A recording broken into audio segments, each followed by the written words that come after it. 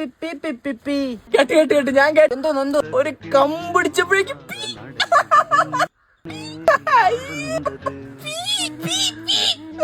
എന്നാലും എന്റെ മച്ചാനെ നീ കേട്ടത് ഞാൻ കിടുങ്ങി പോയി വിജലംബിച്ചു പോയി എന്റെ അമ്മ. പിന്നെ അത്രയ്ക്കൊന്നുമില്ല. അടുത്തതായി മാളത്തിലെ ചുണ്ടലി കരയുന്ന ശബ്ദം. ഏത് സമയത്ത് ഈ കമ്പൊടിക്കാൻ തോന്നിയോ?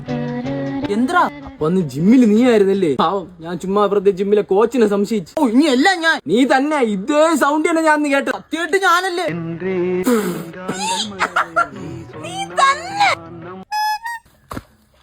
യു എഗെയിൻ ഞാനല്ല.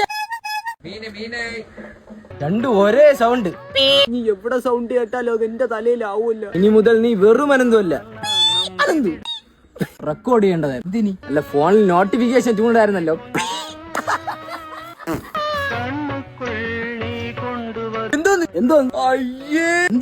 ഒരു തുണീറിന സൗണ്ട് ഞാൻ കേട്ട്.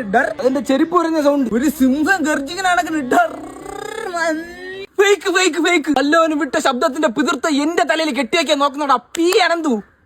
ഇപ്പൊ തന്നെ ഞാൻ ഗ്രൂപ്പിൽ പറയും. അതിന് ഞാനൊന്നും ചെയ്തില്ലല്ലോ. ഇത് നമുക്ക് രണ്ടുപേർക്ക് മാത്രമല്ലേ അറിയാളൂ. This is cheating. നീ ഒന്നും കേട്ടിട്ടില്ല. ഈ രഹസ്യം നമ്മളല്ലാതെ മൂന്നാമതൊരാൾ അറിയാൻ പാടില്ല.